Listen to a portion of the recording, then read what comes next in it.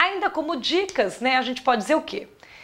Se eu tive um incidente, o que eu faço? Primeira coisa, número 1, é coletar a prova.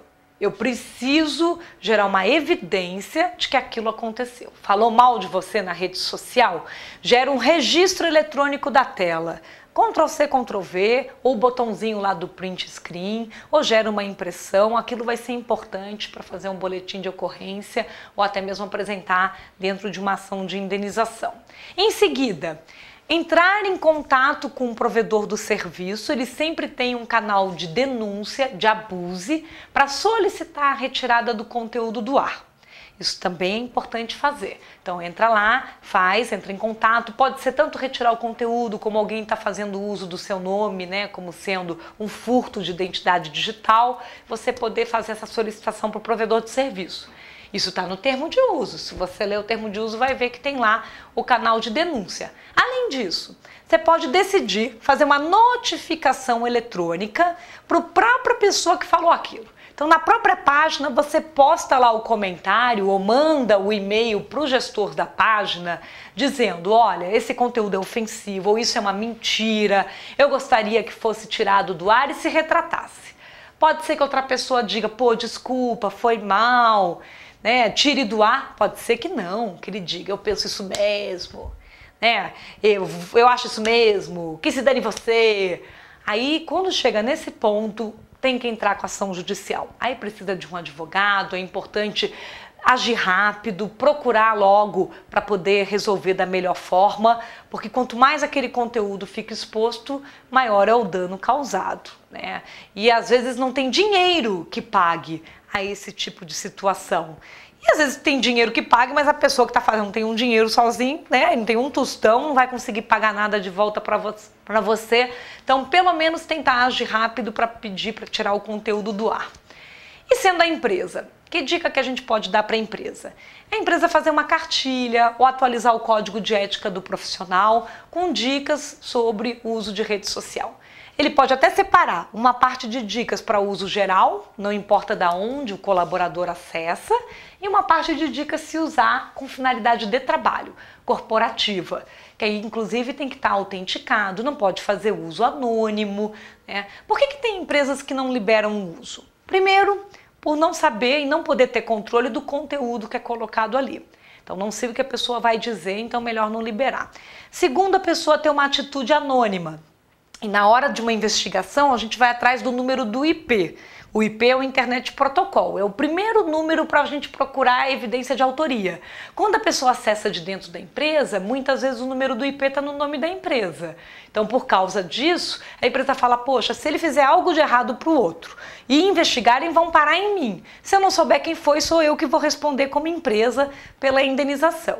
Então tem empresas hoje decidindo ter muita cautela para liberar esse uso de dentro da empresa, porque ainda precisa de uma etapa educacional, precisa que as pessoas façam um uso que não seja anônimo, e precisa que tenha um propósito de negócio corporativo, até para não impactar a produtividade ou desatenção ou acabar gerando vazamento de informação. Então cabe a cada empresa decidir na sua estratégia se o uso desse recurso, não só por inovação, ou até para atrair talentos, já que muita gente da geração Y não consegue passar o dia sem acessar rede social, o que fazer. Com toda certeza, mesmo que ela não dê o acesso de dentro da empresa, o que ela precisa fazer, que a gente viu, é orientar. Tem que educar, porque está todo mundo na rede social. Num perfil oficial da empresa, ela precisa ler os posts, precisa ter resposta rápida. A gente viu, né, um rapaz reclamando do Internet Bank, então tem que ter resposta rápida. Precisa registrar o que ela está publicando, para que se depois alguém diga que disse ou não disse aquilo, ela ter a comprovação. Ter um time treinado para responder a respeito disso. As palavrinhas fazem a diferença, então tem que ter os textos já pré-preparados. Essas são as principais dicas para a empresa. O que nós concluímos sobre esse nosso curso de redes sociais é que, primeiro, as regras têm que estar claras. A gente precisa cumprir lei em vigor e conhecer a própria regra de uso daquele serviço. Lembrando que não existe almoço grátis.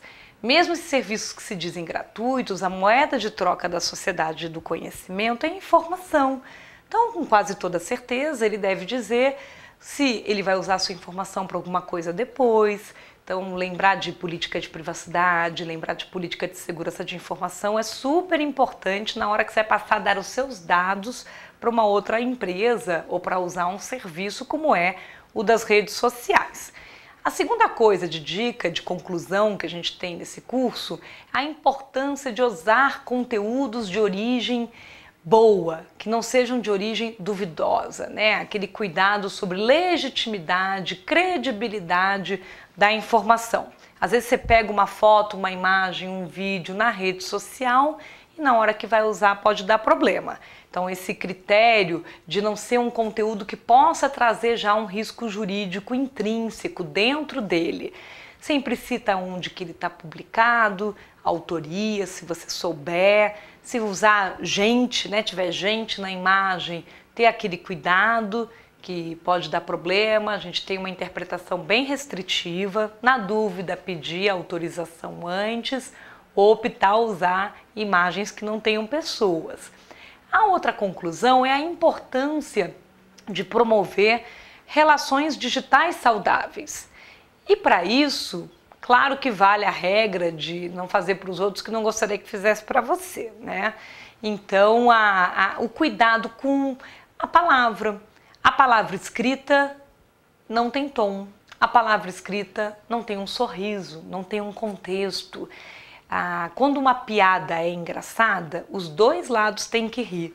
Quando só um lado ri da piada, da brincadeira, é porque pode ter gerado uma ofensa e isso dá um risco jurídico, com toda certeza, para quem está fazendo a piada. Há casos de humoristas brasileiros tendo problema na rede social, de cantores, de artistas, por conta da escolha errada da palavra escrita. Por isso, como conclusão, temos que ser objetivos. Esse jeitinho brasileiro de falar nas entrelinhas gera confusão, porque a máquina nunca vai dar o que você quis dizer. Então, leia de novo antes de publicar para tentar sentir o que vai ser interpretado daquilo que está sendo dito. Isso é um exercício permanente de vigilância, né, daquilo que nós pensamos para aquilo que a gente quer o quê? Documentar. A rede social está sempre documentando. Você não separa pensamento de prova. É uma coisa só e essa é a grande diferença para quando a gente fala palavras ao vento. No caso das pessoas, tem que estar preparado para usar, né? A gente tem que se preparar. Para as empresas tem que ter uma equipe treinada, é importante, uma equipe própria, específica para cuidar disso. E havendo um incidente, agir rápido. A gente viu que espalha e que às vezes não tem dinheiro que pague.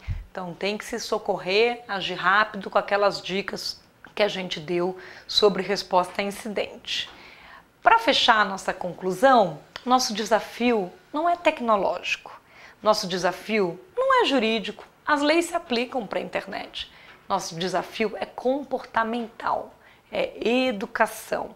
Por certo, que eu possa fazer isso na minha casa, que eu já tenho filho, que você possa, que as escolas possam, que o poder público também faça, de ensinar cidadania e ética digital e assim o Brasil vai poder crescer de uma forma sustentável, a gente usando tecnologia do jeito certo, sem precisar dar problema. A próxima geração usar o poder da informação para criar coisas novas, para inovar e não um bando de plagiadores que às vezes até por preguiça, ao invés de criar o texto próprio, copia dos outros e diz que foi ele que fez. Então vamos ver quais são as leis, qual o kit básico de leis que todo brasileiro tem que saber, mesmo que não seja advogado. São praticamente 8 leis essenciais. O artigo 21 do Código Penal diz que o desconhecimento da lei é inexcusável. Então eu tenho que conhecer a Constituição Federal, o Código Penal, o Código Civil, o Código de Defesa do Consumidor, o Estatuto da Criança e do Adolescente, a Lei de Direitos Autorais, a Lei de Propriedade Intelectual e a Consolidação das Leis do Trabalho. 8 leizinhas, se você não leu, busca na internet, tá lá. Claro que às vezes ela não é tão divertida assim como seria se a gente pudesse botar um filme das leis no YouTube, não é verdade? Mas a gente não pode depois dizer, eu não sabia. A ninguém cabe alegar a própria torpeza. O juiz não vai aliviar se você disser que não sabia. E até quando a gente está se relacionando, como não tem mais fronteiras nessa sociedade virtual, pode acontecer de, por não ter mais fronteiras, você está também sujeito a leis de outros países. Então a gente tem que dar o exemplo, temos que orientar no uso certo, precisamos conhecer as regras do jogo, temos que agir com ética e temos que educar. Agora eu coloco aí na tela para você a dica do site Criança Mais Segura na internet, criado por mim com outras pessoas para proporcionar a disseminação de um conteúdo que é gratuito, que todas as escolas públicas e privadas podem usar para ensinar ao jovem, a próxima geração, o uso ético, seguro e legal de tecnologia. Você vai ver lá que tem uma cartilha para baixar sobre dicas de redes sociais. Baixa, leva para casa, passa para a família. Vamos agir também de uma forma a preencher essa lacuna que a gente tem no Brasil de não orientar em valores e leis vigentes. E aí eu não estou dando direito de escolha. A pessoa só tem livre-arbítrio, só pode tomar decisões verdadeiramente quando ela sabe que escolha que ela está escolhendo, né? Qual o caminho que ela está optando, com risco ou sem risco. Ético, não ético, certo ou errado. Então vamos proporcionar mais esse livre-arbítrio ensinando, orientando com essas dicas. Eu encerro agora o nosso curso, eu conto com você para próximas aulas e outros temas aí super atuais do direito digital no dia a dia da vida das pessoas e das empresas. E tendo alguma dúvida, pode twittar. Se for confidencial, mande como mensagem direta. Muito obrigada.